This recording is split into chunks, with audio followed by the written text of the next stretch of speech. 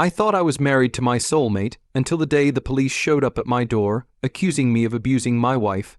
I hadn't laid a finger on her, but when I found out why her friend called the cops, my entire world shattered, and now my wife is threatening to destroy me if I ever leave her. I met Rachel at a friend's housewarming party, and from the very beginning, something about her drew me in. She had this way of talking, animated, expressive, like every word mattered. I still remember how she laughed at my awkward jokes, even the bad ones. We ended up talking the whole night, and by the end of it, I knew I wanted to see her again. Things moved fast between us, but it never felt rushed. It felt right.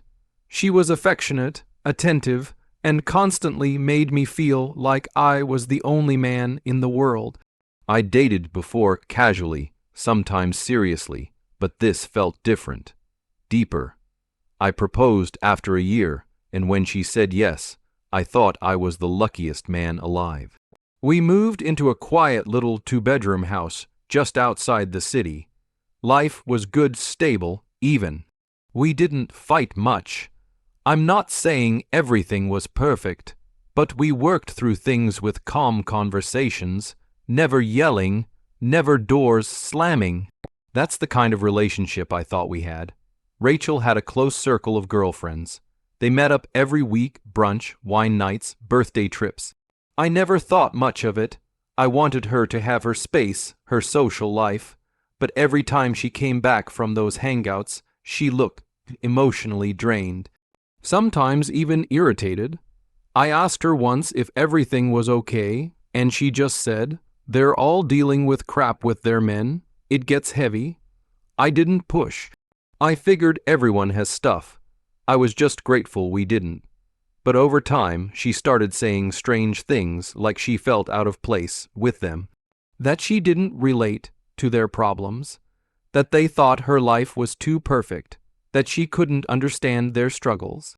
I told her that was a good thing. Not having drama isn't a weakness. I'd say, it's a sign you're in a healthy relationship. She'd smile, but it wouldn't reach her eyes. Looking back now, I wonder if that was when the seed was planted. The feeling of being left out, of being too happy to fit in. I never imagined that desire to belong would push her to make up stories, especially not ones that could destroy me. At first, the changes were subtle, little things I might have ignored if I wasn't paying attention. When I'd show up to pick Rachel up from brunch or drop her off at one of her friends' houses, I noticed the tone shift. The smiles felt forced. A couple of her friends wouldn't even make eye contact with me. One, Megan, barely said hi anymore, and she used to be the most outgoing of the group. I asked Rachel about it once after we got home. I said, "Hey, did I do something to offend Megan?" She paused for a second, then shrugged. "She's just going through something with her ex. Don't worry about it." I nodded. Maybe I was just overthinking.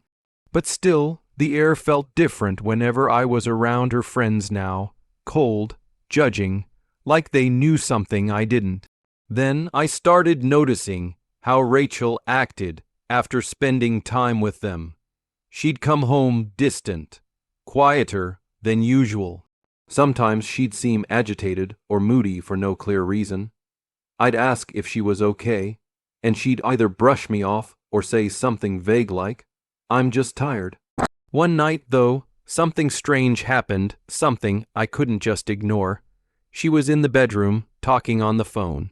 I was walking past the hallway and overheard just a few words. Her voice was low, like she didn't want to be heard, but I caught enough. "I don't know." He raised his voice again. She whispered. I felt so on edge, like he was going to snap. I froze. We hadn't argued.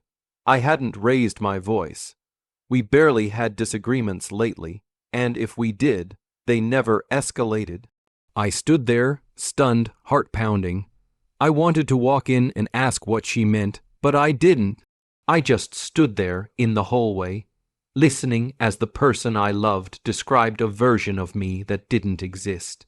I spent the rest of that night trying to convince myself I misheard. Maybe it was a misunderstanding. Maybe she was talking about someone else. But the unease settled deep in my chest. Something was off. I just didn't know how bad it was going to get, until the doorbell rang one Saturday, and two officers were standing on my porch. It was a quiet Saturday afternoon. I was in the kitchen, halfway through making coffee, when I heard the doorbell. At first, I didn't think much of it, maybe a package delivery, but when I opened the door, my stomach dropped.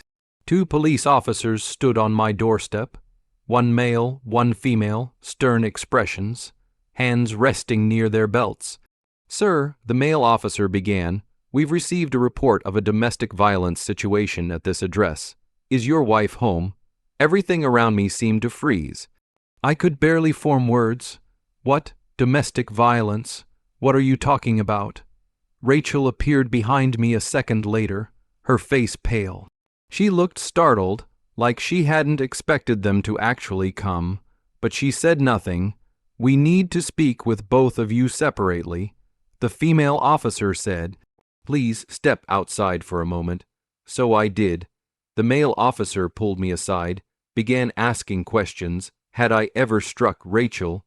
Had I yelled at her recently? Had she felt threatened? I couldn't believe what I was hearing. "No," I said, over and over. "Never.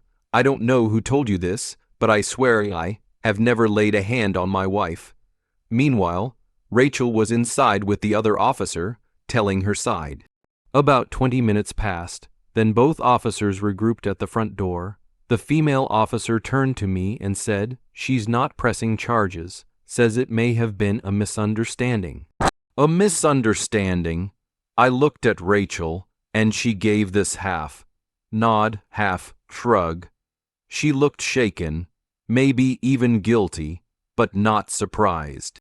The officers left. No arrest, no charges, but the damage, it was already done. I stood in the living room staring at her, waiting for an explanation.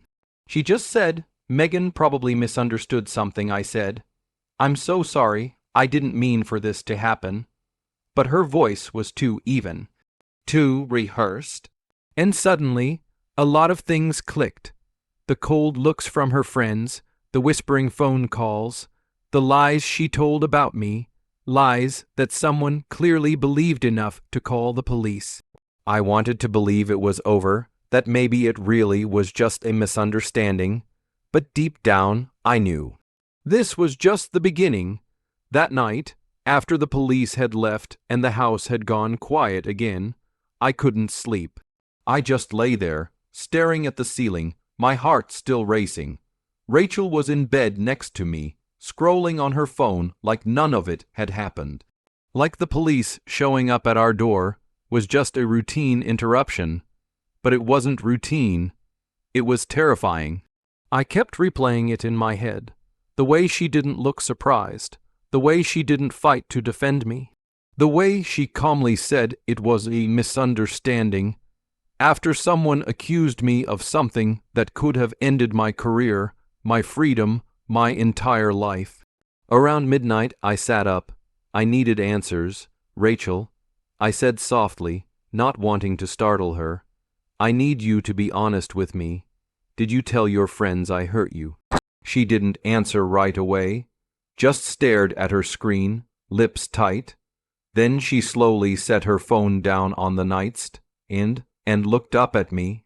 "I didn't mean for it to go that far," she whispered. "What do you mean?" I asked, my voice barely holding steady.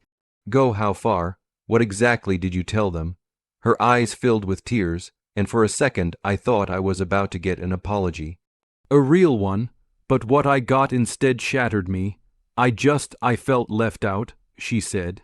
"Every time I'm with them, all they talk about is how their husbands are jerks, or how they're dealing with fights or cheating or controlling behavior. I don't have stories like that. I felt boring."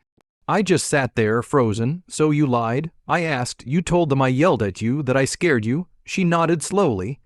"I never said you hit me. I just exaggerated some things. I thought it was harmless. I didn't know Megan would call the police." "Harmless?" My hands were trembling. I stood up, pacing the room, trying to process everything. Rachel, do you have any idea what could have happened today? I could have been arrested. My name ruined, my job gone. I'm sorry, she whispered, crying now. I didn't think, but she had thought.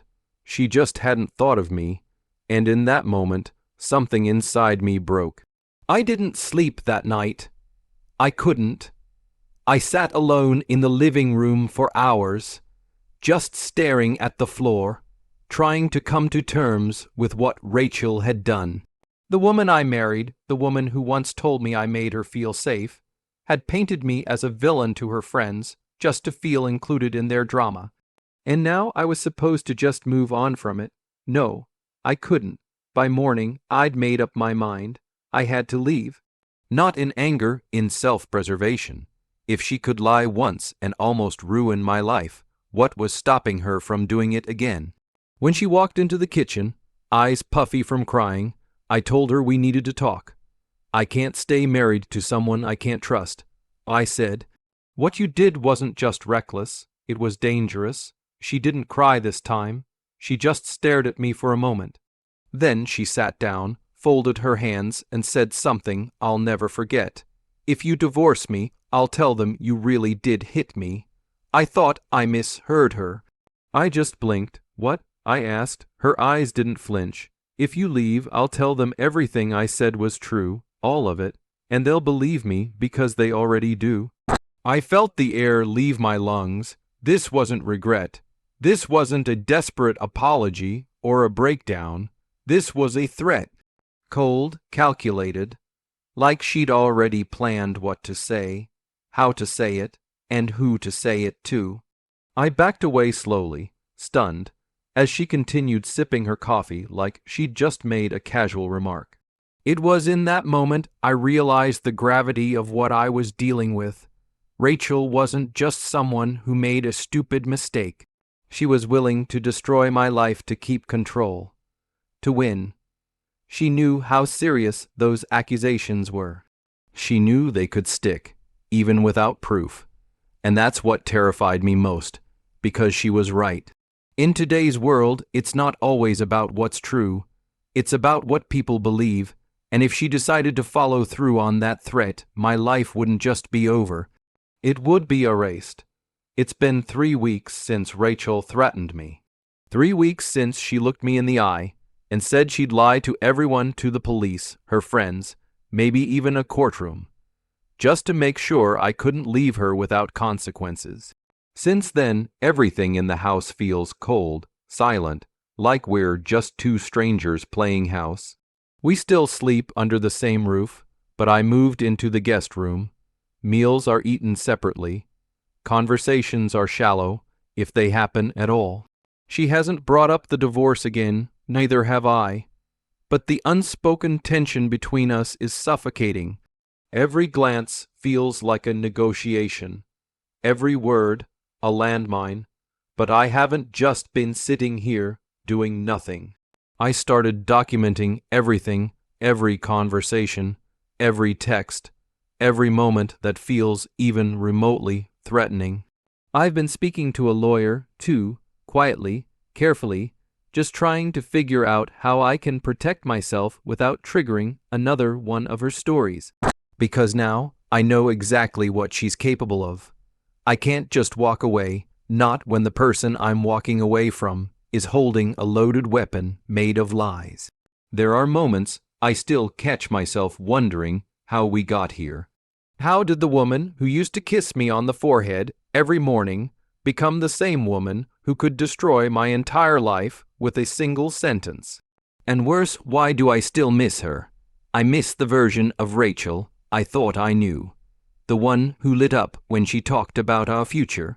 The one who used to hold my hand when we crossed the street, even though it made us look silly.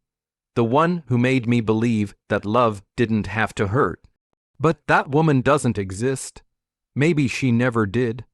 Maybe she was always just a mask, one she wore until it didn't suit her anymore. Now, I'm not sure what the future holds. I don't know when I'll be able to leave, or how safe I'll be when I do. But I know I will leave. I have to, because no matter how much it hurts, staying in this house with someone who would weaponize love is a slow death. And I've decided I want to live